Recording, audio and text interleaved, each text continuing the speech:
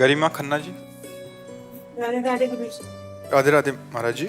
महाराज जी, मन को नियंत्रित करना बहुत कठिन है। महाराज जी, आपने अपने मन को कैसे नियंत्रित किया? भगवान के भरोसे और कठोर वैराग्य, दो चीजें हमारे जीवन में रही। कठोर वैराग्य, गंगा का किनारा जो भगवान भेज दे वो पाना, नहीं तो भूखे रह जाना, पर कभी भी भगवत विस्मरण न होने पाए। हर मिनट, हर सेकेंड, हर ऋतु का कष्ट सहते हुए, गर्मी, बरसात, सर्दी, भूख, प्यास, गाली, मार पीट सब सहते हुए भगवान के मार्ग में लक्ष्य था, मुझे भगवत प्राप्ति करनी है, बस मुझे भगवत प्राप्ति करनी है। तो उससे जब लक्ष्य होता है तो फिर सब कुछ सहा जाता है। और सह गया सो साधु, सह जाए सो साधु। साधु की सबसे बड़ी पहचान सहनशीलता। कितना सह सकता है गर्मी, सर्दी, बरसात, भूख, प्यास, ये सब। और पूरा जीवन, अब आज 55 या 60 के बीच में जो भी हो, बचपन से निकले और 55 में होंगे। अब इतनी बड़ी जीवन यात्रा पूरी कष्टप्रद रही, और अब तो और कष्टप्रद हो गई। दोनों किडनी फेल हो गई है, तो डायलिसिस चलता रहता है, और भी कई तरह के कष्ट इसके कारण हैं।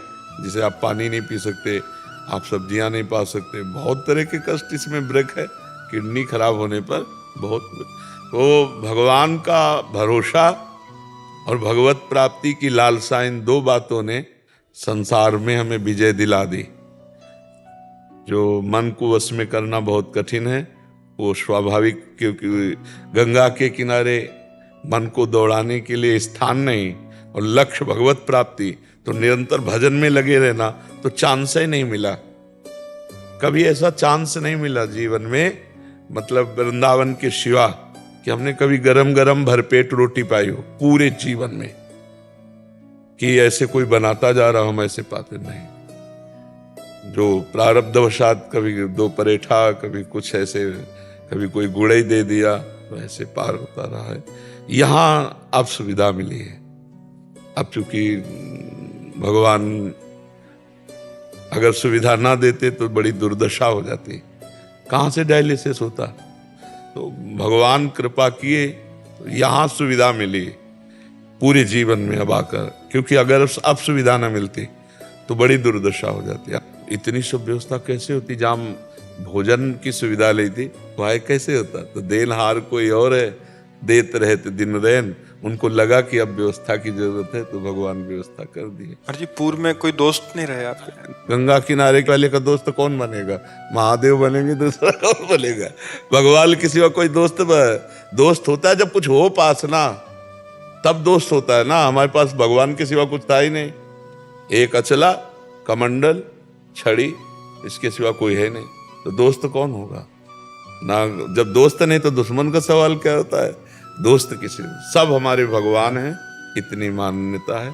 सब में मेरे प्रभु विराजमान, वही कृपा करके दर्शन दे ले आए, और उसी भाव से मिलते हैं। किसी से अपनापन नहीं, आज तक किसी से अपनापन नहीं। हमारी श्री जी हैं, जो मंत्र दिया वही फोन नंबर है, श्री जी से बात करो। श्री जी हमारी है, लाडली जो हमारी है, दूसरा कोई नहीं। बस अब धीरे धीरे यात्रा अंतिम की तरफ जा रही, तो और प्रसन्नता है कि पूरा जीवन निकल गया, कोई अब अंतिम जा रहे हैं भगवान की तरफ, धीरे धीरे रोज का रोज जा रहा है। अब किडनी डायलिसिस हो रहा है तो कोई दवा तो नहीं है ना, वो तो केवल अंदर की जो पोटेशियम है, क्रिएटिनिन है, इन्हीं को निकलता है। तो वो तो फेल ही है ना। अब वो कितने दिन चलेगी फेल? और अभी जब तक सेवा होगी तब तक चलाते रहेंगे। उन्हीं का खेल है, उन्हीं के बल से चलता है। तो भगवान का आश्रय और लक्ष्य भगवत प्राप्ति, इसने हमारे मन को बांधे रखा, अन्यथा बहुत कठिन था, बहुत कठिन था।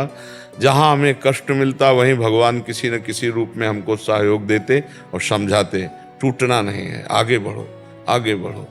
तो भगवान की कृपा बल से लक्ष्य भगवत प्राप्ति, उसी से सब भगवान कृपा करके फिर कोई न कोई संत महात्मा ऐसे मिलते जो हमसे ज्यादा वैरागी। तब लगता है यार, हम तो जवान होकर ऐसे, ये तो वृद्ध होकर ऐसा कष्ट सह रहे, फिर और वैराग्य पुष्ट होता। बहुत कृपा रही, बहुत कृपा। इसीलिए कह रहे हैं आपके समय में मोबाइल जो है ये साधुता के लिए बहुत जहर है, बहुत जहर है। कोई बिरला ही इस जहर से निकल पावे, नहीं तो यही गिरा देता है, यही गिरा देता है। गंदी बातें सब उसमें है, जहाँ मन गंदा हुआ सर्च किए बस गए। जो देखा जाता है, जो सुना जाता है, जो बोला जाता है वही मनन होता है, जो मनन होता है वही परिणाम होता है।